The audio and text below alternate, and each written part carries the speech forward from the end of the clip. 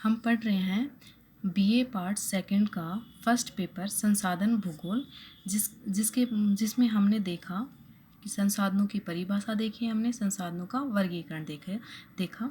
अब हम एक एक संसाधनों के बारे में पढ़ते हैं। तो सबसे पहले हम पढ़ते हैं वन संसाधन, फॉरेस्ट रिसोर्सेज।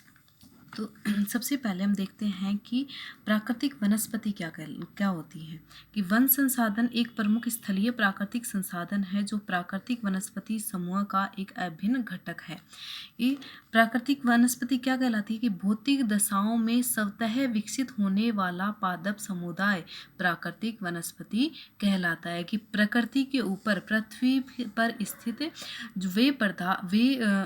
वे पादप समुदाय जो स्वतः ही विकसित होते हैं, उनको कोई उगाता नहीं है, उनको कोई विकास में कोई भी भागीदारी नहीं निभाता है, वो अपने आप ही प्रकृति में उत्पन्न होते हैं और विकसित होते हैं। उनको क्या बोलते हैं हम? प्राकृतिक वनस्पति, जिनमें पेड़ पौधे झाड़ियाँ तथा घास को हम सम्मिलित करते हैं। ये पादप समुदाय विभिन्न आकार, स्वरूप और ऊंचाई वाले होते हैं। किसी भौगोलिक प्रदेश में किसी समय विशेष से संबंधित समस्त जातियों के पेड़ पौधे और वनस्पति और झाड़ियाँ वनस्पति जात कहलाती है। मतलब सभी, एक तो ये है कि प्रकृति में स्वतः ही उत्पन्न होते हैं और जितने भी पेड़ पौधे हैं, झाड़ियाँ हैं, घास हैं, उन सभी को ही हम वनस्पति में, प्राकृतिक वनस्पति में शामिल करते हैं। अब हम देखते हैं प्राकृतिक वनस्पति को कौन कौन से कारक जो हैं वो प्रभावित करते हैं। तो सबसे पहले देखते हैं उच्चावच, रिलीफ। कि जमीन अगर समतल है तो वहाँ पर पेड़ पौधे और जीव जंतुओं की कमी पाई जाती है, जबकि जमीन अगर उबड़ खाबड़ है तो वहाँ पर जीव जंतु और वन अधिक मात्रा में पाए जाते हैं। क्यों पाए जाते हैं?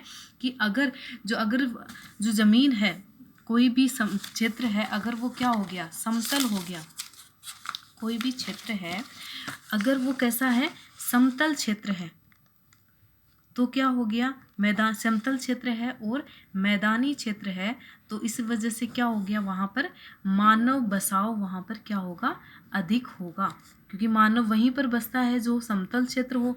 मानव बसाव अधिक होगा तो क्या होगा, मानव क्या करेगा, वहाँ पर जितने भी पेड़ पौधे हैं उनमें क्या कर देगा, धीरे धीरे कटाई करने लगेगा। इससे वहाँ पर क्या हो जाता है, पेड़ पौधों की कमी आ जाती है। जबकि जो ऊबड़ खाबड़ क्षेत्र होते हैं, जो ऊबड़ खाबड़ जो क्षेत्र होते हैं, वहाँ पर क्या होता है कि मानव बसाव जो होता है वो क्या होता है, बहुत कम होता है। वहाँ पर मानव बसाव नहीं होता है।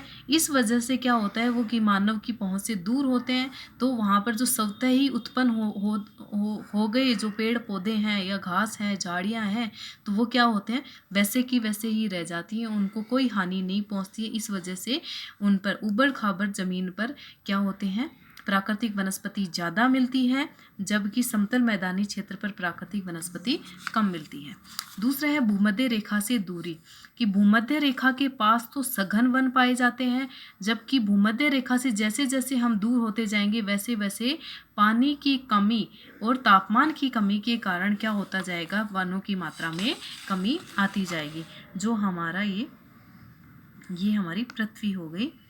तो पृथ्वी पर ये जो भूमध्य रेखा के पास वाला क्षेत्र है, ये वाला पास वाला क्षेत्र है, यहाँ पर तो क्या होगा, प्राकृतिक वनस्पति क्या मिलेगी, यहाँ पर तो ज़्यादा मिलेगी, प्राकृतिक वनस्पति बहुत ज़्यादा मिलेगी। क्यों होता है, क्योंकि यहाँ पर सूर्य की किरणें जो होती है वो वर्ष भर सीधी गिरती हैं। इस वजह से यहाँ पर तापमान क्या होता है, अधिक होता है। तापमान अधिक होने के कारण यहाँ पर संवहनीय धाराएं चलती हैं, संवहनीय हवाएं चलती हैं। इस वजह से यहाँ पर वर्षा भी क्या होती है, यहाँ पर अधिक होती है। तो अधिक तापमान और अधिक वर्षा के कारण यहाँ पर जो वनस्पति है, प्राकृतिक वनस्पति है, वो ज़्यादा पाई जाती है। और ये वाला क्षेत्र जो है मानव के रहने योग्य नहीं है। यहाँ का जो वातावरण है, यहाँ की जलवायु है, वो मानव बसाव के योग्य नहीं है। इस वजह से ये मानव पहुँच से भी दूर है। इस वजह से यहाँ पर प्राकृतिक वनस्पति जो है वो क्या पाई जाती है, यहाँ पर ज़्यादा पाई जाती है। परंतु जैसे जैसे इससे दूर जाते हैं भूमध्य रेखा से, वैसे वैसे क्या होती जाती है, तो पानी की, वर्षा की कमी होती जाती है, और क्या होती है, तापमान में भी क्या होता है, तुलनात्मक रूप से कमी होती जाती है। इस वजह से यहाँ पर वनस्पति भी क्या होती जाती है, धीरे धीरे कम होती जाती है।